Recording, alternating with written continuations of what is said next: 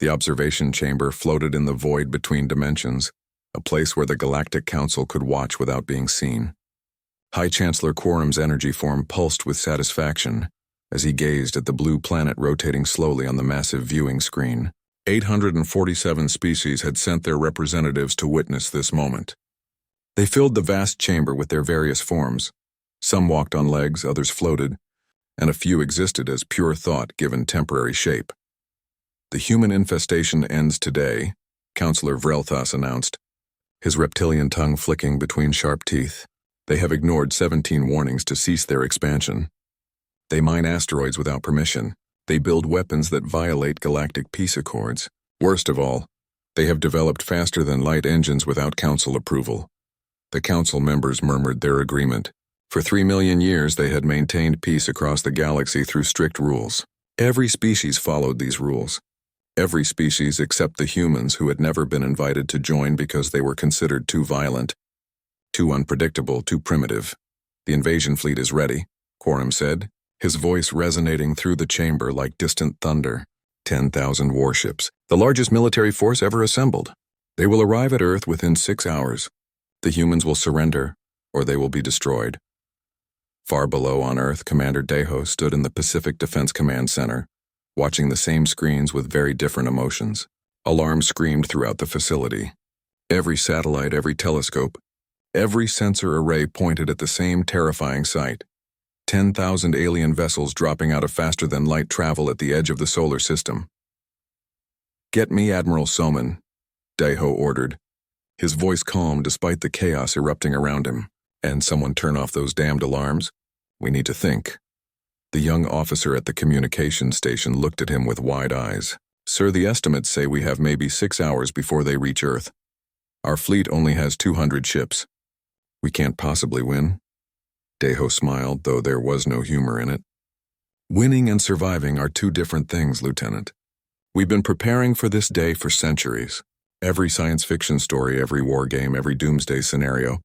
Humanity has imagined alien invasion 1,000 different ways. Now we get to see if any of our ideas actually work." On the other side of the planet, Dr. Myung ran through the halls of the Global Science Institute. Her team had been studying intercepted alien communications for 3 years. Ever since they had first detected non-human signals. She burst into the emergency council meeting where world leaders argued and shouted over video screens. "I have information," she said loudly, silencing the room. "I've analyzed their fleet composition, their shields, their weapons, their tactics. They're expecting us to fight like they do. Honor-bound combat, ship-to-ship warfare following established rules. They think we're primitives who don't understand modern warfare." The president of the Pacific Alliance leaned forward. "What are you saying, Doctor?" "I'm saying they're right and wrong. We don't understand their kind of warfare, but they don't understand ours either. They've had peace for millions of years. They've forgotten what total war looks like. We haven't. We never forgot." In orbit above Earth, Captain Hyunwoo walked onto the bridge of the Indomitable, humanity's largest warship. It was a beast of metal and weapons built in secret over 20 years. The crew snapped to attention as he took his command chair. "Status report," he ordered. "The alien fleet is moving into formation at the edge of the solar system," his tactical officer reported. "They're broadcasting a message on all frequencies. Let's hear it." The voice that filled the bridge was translated by Earth's computers, cold and mechanical. "Humans of Earth, you have violated galactic law. You have built weapons of war. You have expanded without permission. Surrender immediately and submit to council authority. You have 1 hour to respond. Resistance will result in the termination of your species." Hyunwoo stood up slowly. "Open a channel. All frequencies. I want them to hear this clearly." When the light indicated he was broadcasting, Hyunwoo spoke one word. "No." In the observation chamber, the council members stirred with surprise. Quorum's energy form flickered with something that might have been confusion. "They refuse? Don't they understand they cannot win?" Vrelthas laughed, a harsh sound. "Primitives always refuse at first. They don't understand the power arrayed against them. Our vanguard alone has 1,000 ships. Send them forward. Let the humans watch their defenders die. Then they will beg for mercy." The order went out. 1,000 alien warships accelerated toward Earth, their shields glowing with power, their weapons charging. They moved in perfect formation, each ship knowing its exact role. This was how wars were fought in the civilized galaxy, with honor, with rules, with minimal loss of life. They did not know that humans had different rules. Daiho watched the alien formation approach. They're bunching up, maintaining visual distance, fighting like it's a parade. He turned to his staff. Release the mines. All of them. Sir, that's our entire stockpile. 3,000 nuclear mines, I know. Release them, then launch the drones. Across the solar system, hundreds of small platforms activated. They had been floating in space for years, disguised as debris and dead satellites. Now they came to life, each one carrying a nuclear weapon. They didn't try to hide. They simply accelerated directly at the alien fleet. In the observation chamber, a junior counselor noticed them first. The humans are launching something. Some kind of primitive missiles? The council watched as the 3,000 mines detonated simultaneously in the middle of the alien formation. Nuclear fire blossomed in the void. The aliens' shields held against the individual explosions, but the coordinated blast created an electromagnetic pulse that disrupted their formation. Clever, Vrelthas admitted, but ineffective. Their shields absorbed the damage. Then the drones arrived. 10,000 small craft, each one piloted by human artificial intelligence, each one carrying just enough explosive to damage a ship. They didn't aim for shields. They aimed for engines, for weapons ports, for sensor arrays. They flew in patterns no honorable pilot would use. Unpredictable, chaotic, suicidal. The alien formation broke apart as captains tried to target the drones. Human fighters followed behind, flown by pilots like Lieutenant Jiwan who had trained their entire lives for this moment. They exploited every gap, every moment of confusion. They're not fighting fair, someone in the council chamber said, shocked. Dr. Myung's voice came over the alien communications network, broadcast to every ship. You came to our home. You threatened our families. You expected us to follow your rules. She paused. We don't have rules. We have survival. The first hour of battle ended with 600 alien ships destroyed or disabled. The human fleet had lost 160 vessels. In the observation chamber, the Galactic Council watched in absolute silence as their perfect formation burned. Lieutenant Jiwan pulled her fighter into a spinning dive that would have killed most pilots from the gravitational force. Her targeting computer screamed warnings as 3 alien ships locked weapons onto her position. She didn't care. Her eyes were fixed on the gap in their formation, the weakness Dr. Myung had identified in their shield technology. Strike Team 7, follow my lead, she transmitted. Hit them where the shields overlap. That's where they flicker. Her squadron of 12 fighters dove after her. They were outnumbered, outgunned, and flying ships that the aliens probably considered ancient. But they had something the aliens didn't: 300 years of flight combat simulations, video games, and tactical training that assumed the enemy would always be stronger. Jiwan's missiles struck the junction point between 2 alien cruisers. For a split second, both shields failed as they tried to compensate. In that moment, her wingman's railgun rounds punched through the hull of one ship. It wasn't destroyed, but it was hurt. It was bleeding. The aliens had never seen anything bleed in space combat before. They're retreating, her wingman shouted over the radio. The damaged ship is falling back. Let it go, Jiwan ordered. Find another target. We need to make them all afraid. In the observation chamber, Counselor Mithara watched the battle with growing horror. She was a peaceful being, made of crystalline structures that chimed softly when she moved. She had voted against this invasion. Now she watched her fears coming true. High Chancellor, she said quietly, we should reconsider. The humans are not fighting as we expected. Corium's energy form pulsed with anger. They are insects using primitive tactics. Warlord Krethix, move your flagship forward. Show them real power. The Warlord's ship was magnificent. 3 kilometers of advanced technology, carrying enough firepower to crack a planet's crust. It accelerated toward the human defensive line, its weapons charging with enough energy to vaporize any human ship with a single shot. Captain Hyunwoo watched it come. The Indomitable was badly damaged. Half his crew was dead. His shields were failing, but he smiled as he gave his final order. All hands, abandon ship. You have 30 seconds, his crew didn't question. They ran for the escape pods, trusting their captain's judgment. In 25 seconds, the Indomitable was empty except for Hyunwoo alone on the bridge. He disabled the safety systems. He overrode the reactor containment. He pointed his dying ship directly at the alien flagship and pushed the engines to maximum power. "For Earth," he whispered. The Indomitable accelerated to a speed that no ship was meant to survive. Its hull began to glow from friction with scattered space particles. The alien flagship fired, but the human ship was moving too fast, burning too bright. The shots missed. Warlord Krethix realized what was happening 1 second before impact. His shields were designed to stop weapons, not a kamikaze attack by an entire warship. The Indomitable struck his flagship like a bullet through paper. The explosion lit up the solar system like a second sun. In the observation chamber, 847 species watched in stunned silence. Admiral Salmon's voice came over the communication channels transmitted to every alien ship.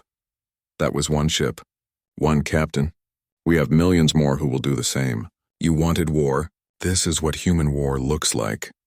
The alien fleet stopped advancing. For the first time in the battle, they hesitated. Their commanders had no protocols for this. No training for enemies who would destroy themselves just to hurt you. On Earth, Corporal Taejin crouched behind rubble in the ruins of Seoul. The aliens had decided to send ground forces to occupy the cities, thinking that humans would be more reasonable when facing soldiers directly. They had landed 2 hours ago. They were learning how wrong they were. Taejin's squad had turned the entire city block into a trap. Every building was rigged with explosives. Every street had hidden weapons. Every civilian had been trained in basic combat. The aliens walked into Seoul expecting to establish order. Instead, they walked into hell. "Wait for it," Taejin whispered to his squad. Through his scope, he watched the alien patrol move down the street. There were 20 of them, wearing armor that could probably stop any conventional weapon. They moved carefully, professionally. They didn't see the child's toy in the middle of the street. They didn't know it contained enough explosive to destroy their entire patrol. Taejin had taken it from his daughter's room before evacuating his family. She would understand. He pressed the detonator. The explosion killed 15 aliens instantly. The survivors scattered, trying to find cover. Taejin's squad opened fire from 6 different positions. The aliens tried to return fire, but they couldn't see their attackers. They had been trained for open warfare, not urban combat. In 3 minutes, all 20 aliens were dead. Taejin's squad didn't celebrate. They were already moving to the next position, already preparing the next ambush. This scene repeated across every occupied city. The aliens found that humans didn't have soldiers and civilians. They just had humans. Every person was a potential threat. Every building could be a weapon. The concept of non-combatants didn't seem to exist. General Yunji coordinated the resistance from an underground bunker beneath the ruins of Tokyo. She had been a military historian before the invasion. Now she was putting every lesson from human warfare into practice. "The aliens fight with honor," she told her staff. "They believe in fair combat. We're going to teach them why honor is a luxury only winners can afford." She sent orders across the planet. Use poison gas in enclosed spaces. Use biological weapons if necessary. Use psychological warfare. Broadcast images of dead aliens to demoralize their troops. Take no prisoners unless they provide intelligence. The Galactic Council watched these tactics with growing horror. Counselor Vrelthus, who had been so confident before, now looked at the screens with something like fear. "They fight like animals," he hissed. Dr. Myung's voice came over the communication channels again. She was broadcasting to the entire council now. "You call us animals? You came to our world to conquer us, to enslave us, to destroy our civilization, and you expected us to fight fair? You expected us to be honorable while you committed genocide?" She paused, letting her words sink in. "We've been fighting each other for 10,000 years. We've perfected every kind of warfare. We've made weapons you've never imagined. We've developed tactics that would make your philosophers weep. You wanted to invade Earth? Congratulations. Now you get to experience what we do to invaders." In space, Jiwon led another attack run. Her squadron was down to 8 fighters now, but they had destroyed 40 alien ships. The mathematics didn't matter. Every alien ship they destroyed was one less weapon pointed at Earth. Her radio crackled. "All human forces, this is Admiral Soman. The aliens are requesting a ceasefire to negotiate terms." Jiwon laughed, a harsh sound. "Tell them we'll negotiate after they leave our solar system. Until then, we keep fighting." Commander Daeho stood in the command center looking at the casualty reports. Earth had lost 60% of its military forces. Entire cities were in ruins. Millions of civilians were dead. But the alien invasion had stalled. They're not retreating yet, his tactical officer reported. But they're not advancing either. They're just waiting. Deho nodded slowly. They're trying to figure out what to do. They've never fought an enemy like us. Every war game, every simulation they've ever run assumes their opponent will follow rules. We don't have rules. We just have one goal, survival. He touched a button on his command console. Prepare the antimatter weapons. If they decide to orbital bombard our cities, we'll take their entire fleet with us. Make sure they know that. The message was sent. In the observation chamber, High Chancellor Quorum received the information about humanity's final weapon. For the first time in his million-year existence, he felt something he had never experienced before. Fear. The ceasefire had lasted for 6 hours. 6 hours of silence where both sides watched each other across the darkness of space. In that time, the Galactic Council held an emergency session. 847 species argued about what to do with the humans. We must destroy them completely, Councillor Treshanak demanded. His species had evolved from predators, but even they had learned to fight with honor millions of years ago. They are too dangerous to allow to survive. Use the planet-killer weapons. Turn Earth into dust. Councillor Mithara's crystalline form flashed with anger, creating rainbow patterns in the air. And become the monsters we claimed they were? They are defending their home. We are the invaders. This war is unjust. Justice? Vreltha spat. They use chemical weapons. They booby-trap their own cities. They sacrifice themselves in suicide attacks. These are not the actions of a civilized species. High Chancellor Quorum floated in the center of the chamber, his energy form dimmer than before. He was old, very old, and he had seen many wars, but never one like this.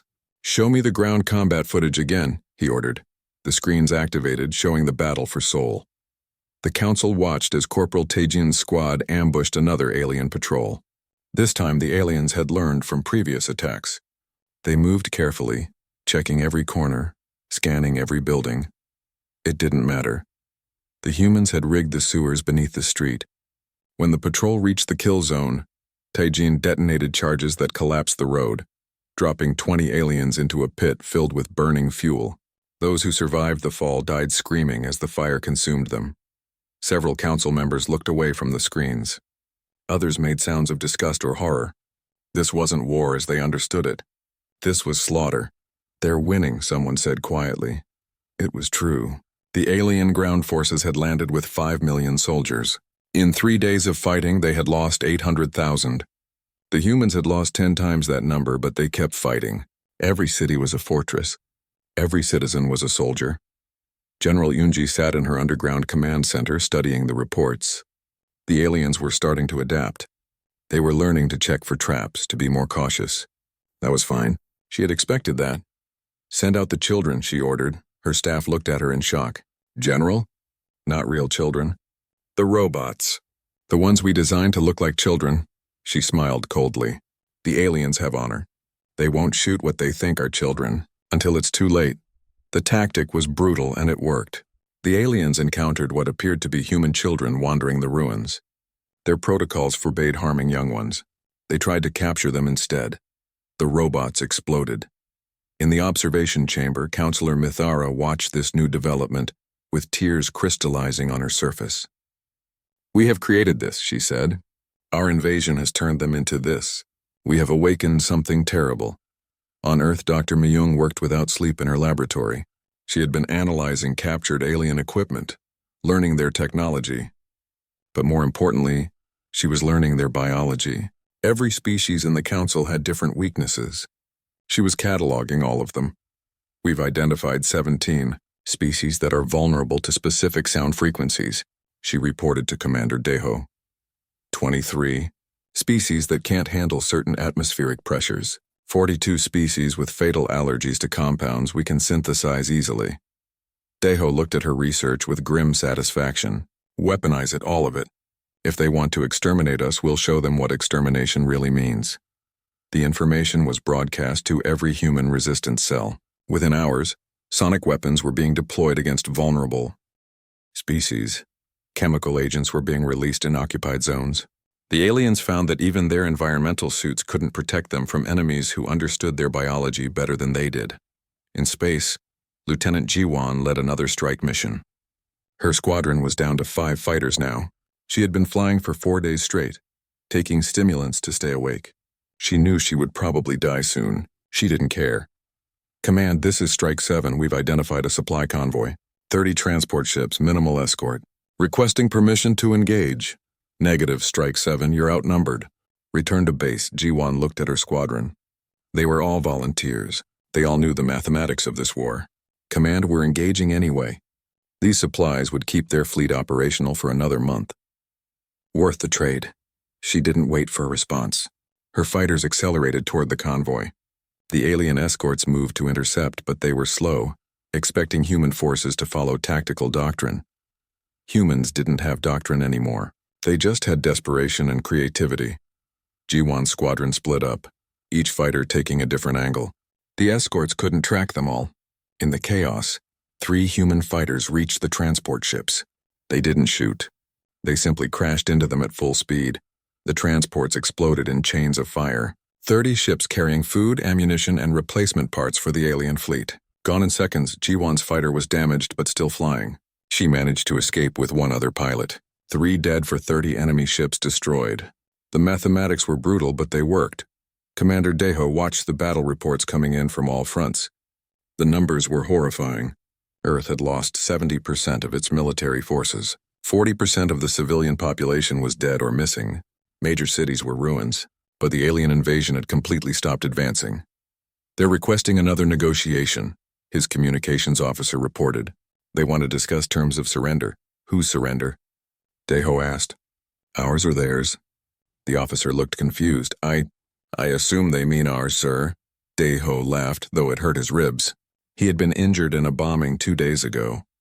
Tell them we'll negotiate when they leave our solar system. Until then, tell them about the antimatter bombs. The message was sent. Hidden throughout the solar system, humanity had placed antimatter weapons. If the alien fleet tried to destroy Earth from orbit, the bombs would detonate. The entire fleet would be destroyed. It's a bluff, Counselor Vrelta said when they received the message. They don't have the technology for antimatter weapons. High Chancellor Quarim was not so sure. They didn't have the technology for many things they've done. They improvise. They adapt. They do things we would never consider because we have rules and they have only survival. He called up the footage of Captain Hyunwoo's suicide attack, then the footage of the robot children, then the chemical weapons, the biological warfare, the psychological torture of captured prisoners. These beings frighten me, Quorum admitted. We have fought wars for millions of years, but we forgot what war truly means. They never forgot. Every generation of humans has practiced war. They have refined it into an art form, a terrible, brutal art form. Counselor Mithara spoke up. Then we should make peace. We should withdraw. This invasion was wrong from the beginning. If we withdraw now, we show weakness, Treshnok argued. Every species in the galaxy will question our authority. The Council will fall? If we continue, we may win, Quorum said slowly. But the cost will be unacceptable. We would need to use weapons that would make us the villains of galactic history. We would need to become what we claim the humans are. Monsters. The Council debated for hours. Meanwhile, on Earth, General Yunji prepared for the next phase. She assumed the aliens would try orbital bombardment eventually. When they did, she had a surprise ready. How many rockets did we manage to build? She asked her staff. 600, General.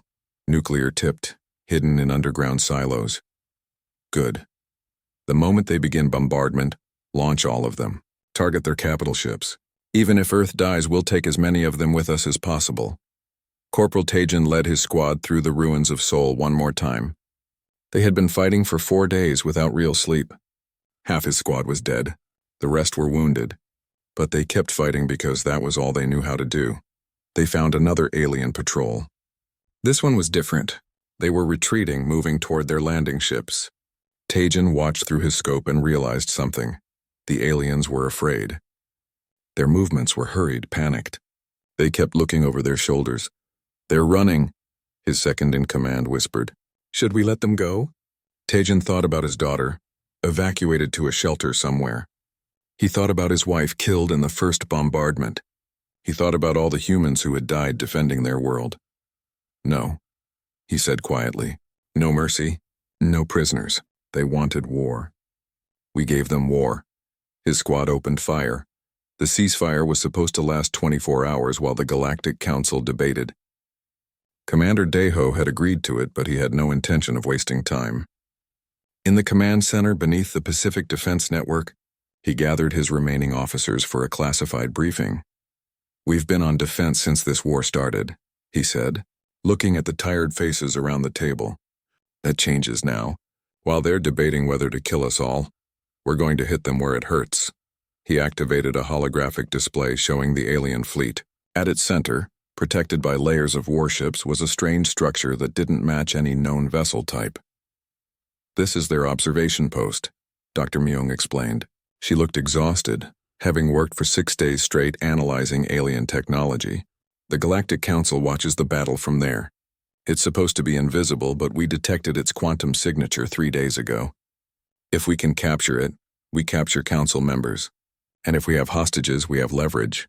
The officers stared at the display. The observation post was at the heart of the enemy fleet, surrounded by thousands of warships. Getting close to it would be impossible. "That's why we're using the ghost drive," scientist Junho said, stepping forward. He was young, barely 30, but he had designed humanity's most advanced stealth technology. "We finished the prototype yesterday. It can make a small ship completely invisible to their sensors for approximately 6 hours. "Approximately?" someone asked. "Could be 5 hours. Could be 7. The technology is unstable, but it's our only chance." Captain Bora stood up. She had been listening quietly, already knowing where this was going. "You need someone to fly this suicide mission." "It's not a suicide mission if you succeed," Deho corrected. "But yes, the odds are terrible. We need 50 commandos willing to infiltrate the heart of the enemy fleet, capture the observation post, and hold it long enough for us to negotiate." "I'll do it," Bora said immediately. "And I already have 49 volunteers from my crew. We knew you'd need us for something like this eventually." 12 hours later, a small ship that looked like a civilian transport detached from a damaged space station. To any observer, it appeared to be evacuating survivors. The aliens ignored it. They had learned to avoid targeting human rescue ships after several had turned out to be disguised bombs. But this ship was different. As soon as it was clear of the station, Junho activated the ghost drive. The ship vanished from all sensors, becoming invisible to every detection system the aliens possessed. Inside, Captain Bora addressed her team. 50 commandos in combat armor, carrying weapons designed for close-quarters fighting. They were the best soldiers humanity had left alive. They had been selected not just for their combat skills, but for their willingness to die if necessary. "Our mission is simple," Bora said. "We infiltrate the observation post. We capture any council members we find. We hold the position until Commander Deho tells us we can leave." Questions? "What if we can't hold it?" someone asked. "Then we blow it up with us inside. Either way, the council loses their safe viewing platform. They'll have to get their hands dirty if they want to keep watching us die." The journey through the alien fleet took 4 hours. The ghost drive worked perfectly, keeping them invisible as they glided past massive warships that could have vaporized their ship with a single shot. They had to move slowly to avoid detection, watching as alien fighters patrolled around them. Finally, they reached the observation post. It was larger than expected, a massive sphere that existed partially in normal space and partially in another dimension. Junho studied the readings with growing concern. "The entrance is protected by dimensional shields," he said. "We can't cut through them. We'll have to use the main airlock." "Won't that trigger alarms?" Bora asked. "Definitely. We'll have maybe 60 seconds before their security forces respond. After that, it becomes a shooting match." Bora smiled grimly. "Good. I was getting tired of sneaking around anyway." They docked with the observation post's airlock. The moment the connection was complete, Bora's team flooded into the structure. They moved fast, using tactics learned from centuries of hostage rescue operations. Every corner was checked.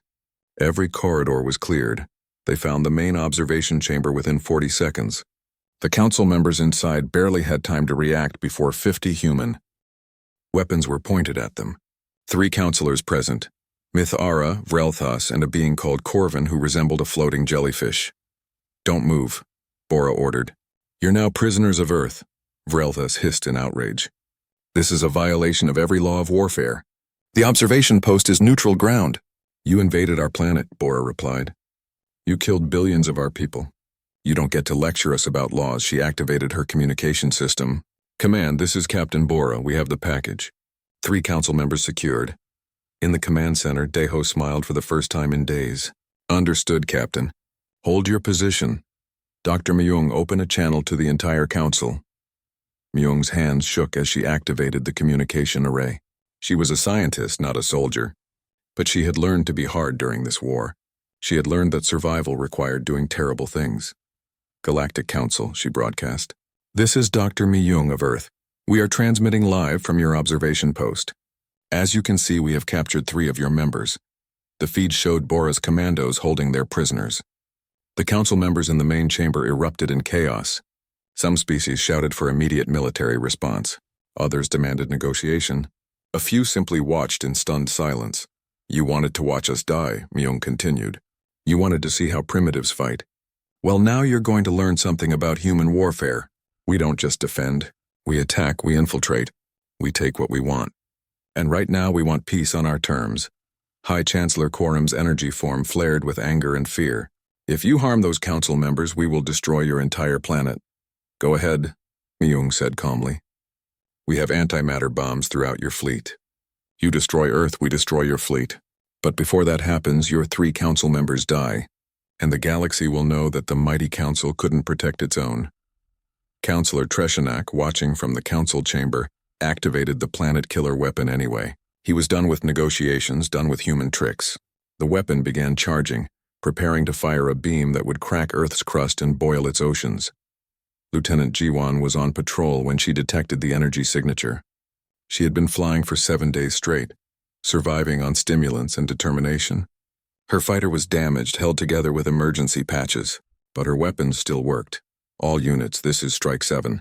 The aliens are charging a planet killer weapon. I'm closest to it. Moving to intercept. Negative, Strike 7. The command center responded. You don't have enough firepower to destroy it. I know, Jiwan said quietly. She thought about her family, about the Earth she was protecting.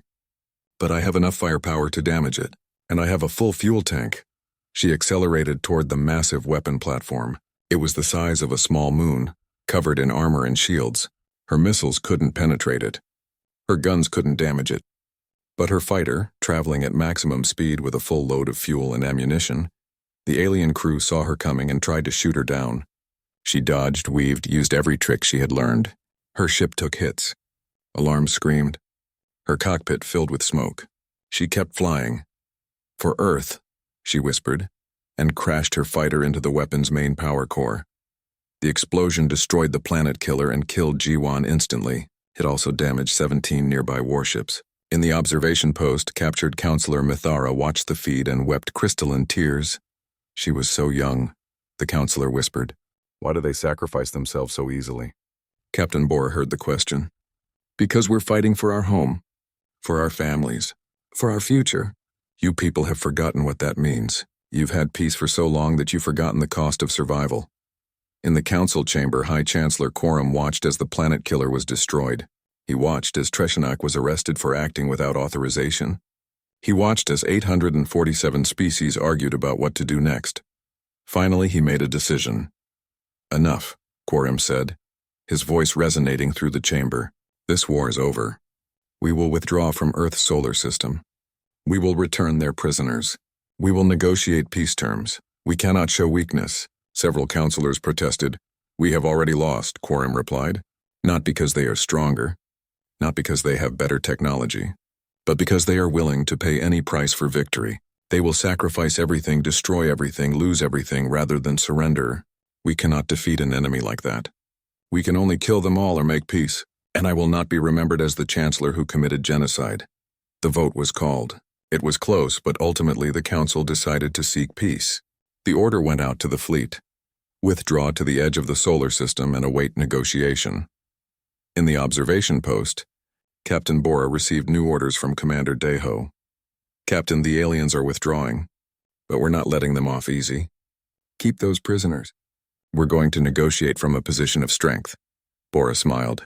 Understood, Command. Should we make them comfortable? No, Deho said. Let them be uncomfortable. Let them remember what it feels like to be prisoners. Maybe they'll think twice before invading someone else's home. The alien fleet had withdrawn to the edge of the solar system, but they had not left. For 3 days they waited while the Galactic Council debated terms of surrender. They expected the humans to be grateful for mercy. They expected negotiation and compromise. Commander Deho had other plans. He stood in the rebuilt command center looking at the holographic display showing the alien fleet. Admiral Soman stood beside him, her uniform scorched and torn from the battles. General Yunji joined them via video link from Tokyo, where she was coordinating the resistance forces. They think they've won by offering to withdraw, Daiho said. They think we'll be so grateful to survive that we'll accept whatever scraps they throw us. What are our demands? Soman asked. Daiho activated a document that had been prepared by Earth's combined governments. Full reparations for all damages. Technology transfers to bring us up to galactic standards. A permanent seat on the Galactic Council with full voting rights. And protection status over all star systems within 50 light-years of Earth. Yunji laughed harshly. They'll never agree to that. We're the defeated party. Are we? Daiho asked. We still hold 3 council members. We still have antimatter weapons hidden throughout their fleet. Most importantly, we've proven we can hurt them. Badly. They're not offering peace because they're generous. They're offering peace because they're afraid. The negotiation was scheduled to take place on neutral ground, a space station that the Council had hastily constructed between Earth and the alien fleet. Dr. Myung was chosen to represent humanity. She had become famous across the galaxy during the war, her face appearing in every broadcast. She arrived on the station wearing a simple suit, carrying no weapons.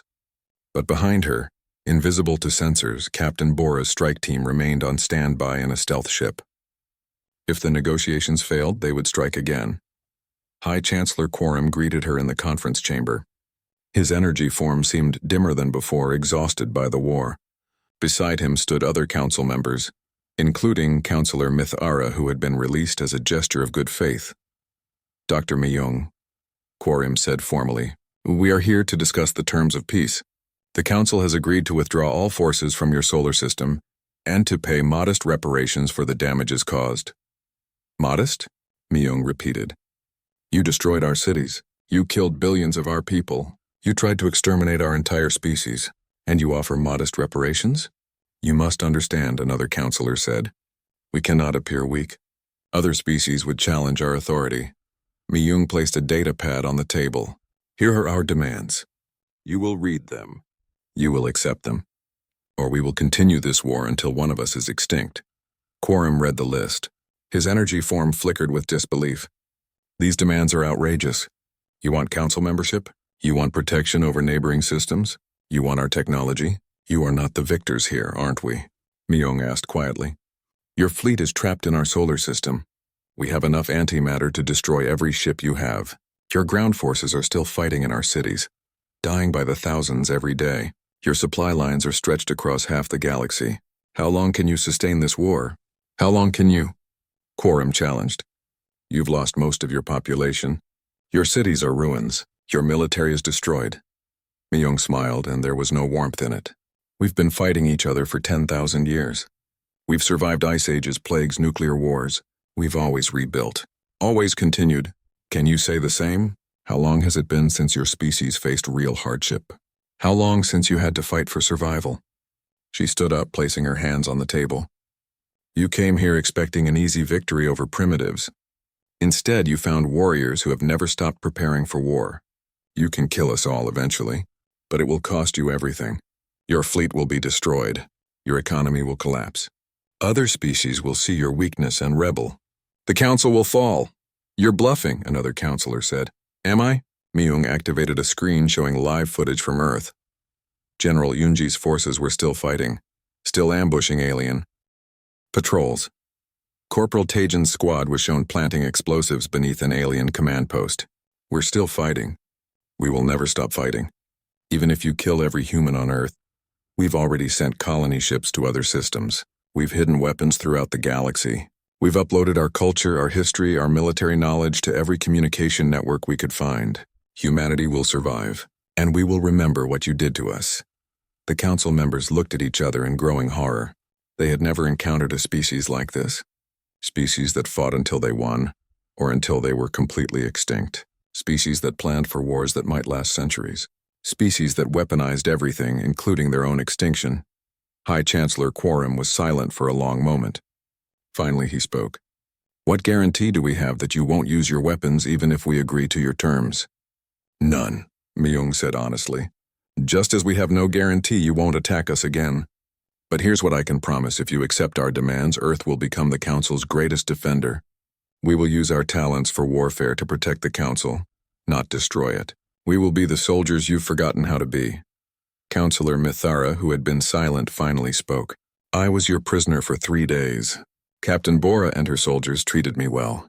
They gave me food, medical care. They could have tortured me for information. They didn't. When I asked why, Captain Bora said something I'll never forget. We're not monsters. We're survivors. There's a difference. She turned to face Quorum. High Chancellor, I believe the humans. They fight like demons when threatened, but they also showed mercy when they could have been cruel. Perhaps that's what the Council needs. Perhaps we've become too soft, too weak. Perhaps we need warriors who still remember what war means. The debate continued for hours. Some Council members wanted to reject the demands and continue fighting. Others wanted compromise. But slowly, inevitably, they came to realize they had no choice. Earth's demands were accepted. The formal signing took place 1 week later. The Galactic Council agreed to full reparations, paid over 50 years.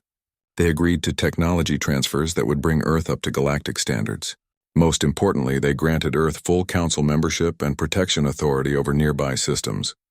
In return, Earth agreed to dismantle the antimatter weapons in the alien fleet and to cease hostile actions.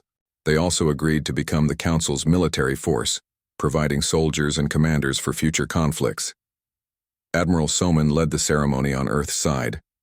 She stood before the Council representatives, her uniform cleaned and pressed, hiding the burns and scars beneath. Behind her stood Commander Daeho, General Yunji, and the few surviving members of humanity's military leadership. The Council recognizes Earth as a full member species, Quorum announced. You will have 1 vote in all Council decisions. You will receive all benefits and protections. Welcome to the galactic community. Soman didn't smile. We accept. But let me be clear. We didn't join you because we wanted to. We joined because you forced us. You invaded our home. You killed our people. We will work with the Council because it serves our interests.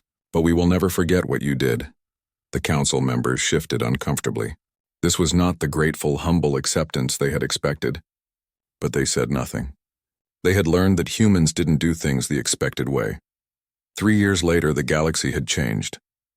Earth had rebuilt its cities using advanced alien technology.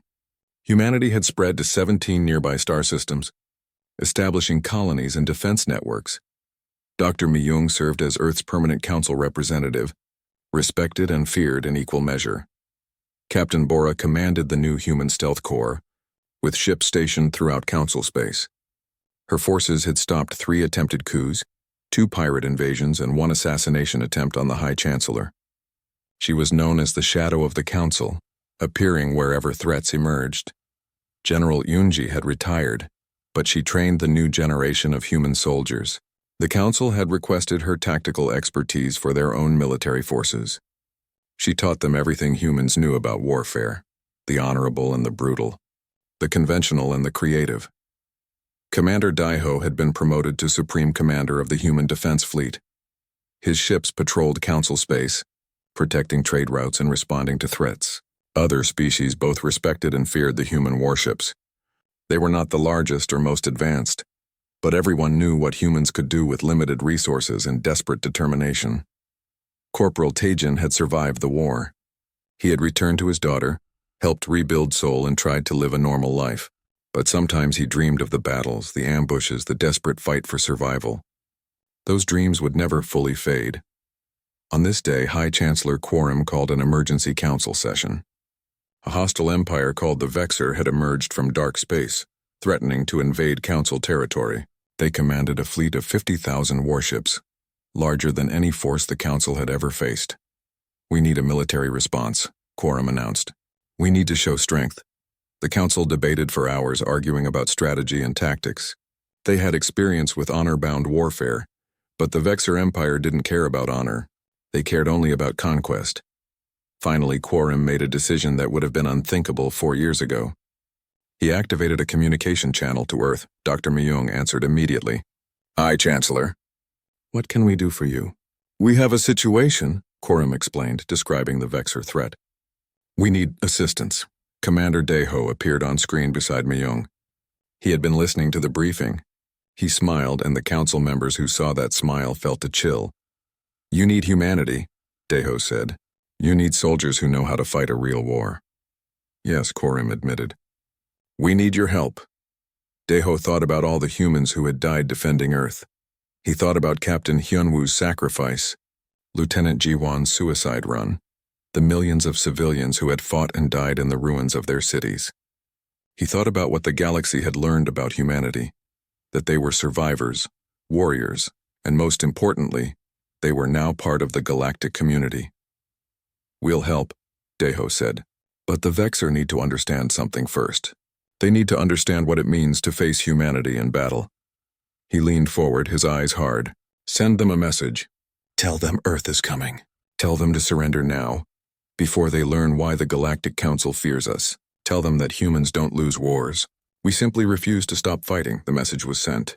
The Vexor Empire, confident in their superior numbers, laughed at the warning. They had never heard of Earth. They didn't know about the war 4 years ago. They didn't understand what they were about to face. The human fleet mobilized. 10,000 ships carrying soldiers who had learned warfare in the brutal battle for Earth. They were led by commanders who had won an impossible war against impossible odds. As the fleet departed, Dr. Myung broadcast one final message to the Vexor Empire. You're invading Council space. The Galactic Council is watching, and they're not watching in horror this time. They're watching with satisfaction because they know what's about to happen to you. She paused, her voice cold. You wanted to be conquerors. Congratulations. You're about to meet the species that taught the galaxy what real conquest looks like. You're about to meet humanity. The galaxy's greatest predators had become its protectors, and the universe would never be the same.